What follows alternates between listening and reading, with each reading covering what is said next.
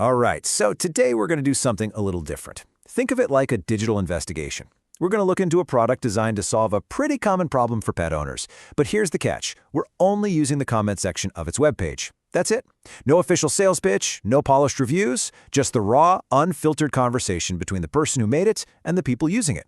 So what kind of story can we actually piece together from just these little digital breadcrumbs? Let's find out.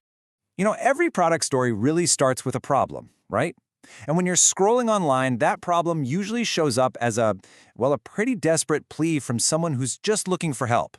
And that's exactly where our story begins. And there it is, a comment from Samantha Higgins. Wow, a whole year. You can just feel the frustration in that, can't you? But here's the interesting part, the thing that caught my eye. She mentioned something called the TTS method. That's our first big clue. So, what on earth is the TTS method? Okay, so we have our mystery term, TTS method. The next step in our little investigation, we've got to figure out what it actually is. And lucky for us, the comments section is more than willing to give us some answers. So that's the big question, isn't it? What is this thing? And it's not just us wondering. Another user actually jumps in and asks if it's just another one of those trigger sprays. And that question, it gets a direct answer from the creator herself. And here's the big reveal. Right from the source, the creator, Susan Westinghouse. TTS. It stands for taste, touch, and smell. So it's a method that's all about using a cat's own senses. Right away, she's setting it apart from everything else out there. This is like our bedrock clue. This is the foundation of what we're looking at. Okay, so we know what it is, but that's only half the battle, right? Now we need to figure out how it's supposed to work. And to do that, we need to look at two things: how the creator sells the idea, and what little hints other users drop about how they're actually using it. This part is actually pretty clever. The creator, Susan, she partly defines her method by explaining what it isn't. She jumps into a reply and straight up says that those trigger sprays, they don't always work, and they are definitely not in her guide.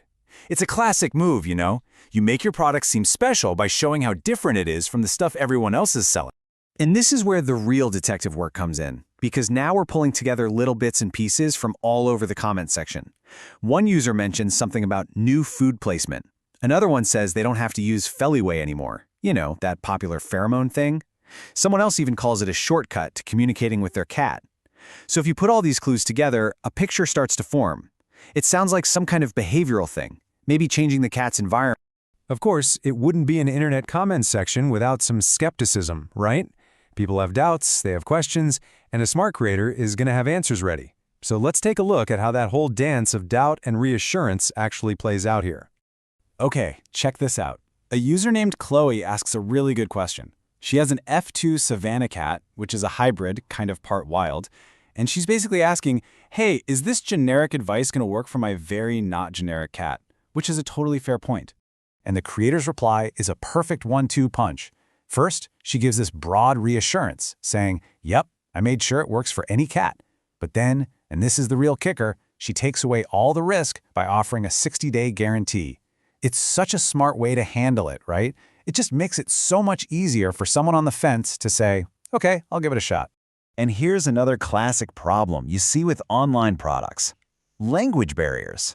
Someone from France pops in and asks a super simple question. Is this available in French? It's a practical question that really tests how far the creator's business can reach. So the answer is no, but it's a smart no. She frames it as not yet. She says essentially, if enough of you ask for it, I'll get it translated. And by doing that, she accomplishes two things at once. She manages expectations, but she also makes it feel like this is a community project, that users have a say in its future. It's a really clever way to turn a limitation into a potential positive. All right, so we've seen the problem, we've seen the solution, we've even seen how the creator handles doubts. Now we get to the juicy part, the most powerful part of any comment section, the success stories. These are the testimonials, the claims that this thing actually works. And for our investigation, this is the most compelling evidence we have. But it's also the trickiest. Just listen to this one from Mirella Cruz. This method really works. I mean, the enthusiasm just jumps off the screen. And it's specific. She mentions the litter box, and she gives this incredible time frame that just makes you go, whoa. 48 hours. Just think about that. For someone like Samantha at the beginning, who's been putting up with this for over a year, that number isn't just a number. It's a promise. A promise of a fast fix. Okay, now here's another one. And this one is different. It's from Audrey Ryan. Remember, she's the one who mentioned food placement. She comes back later with what looks like actual data. She gives these specific, numbers-based results over a couple of months. It adds a whole different layer of credibility. And when you actually break down her numbers, it's pretty amazing. A personal story all of a sudden starts to look and feel like scientific data.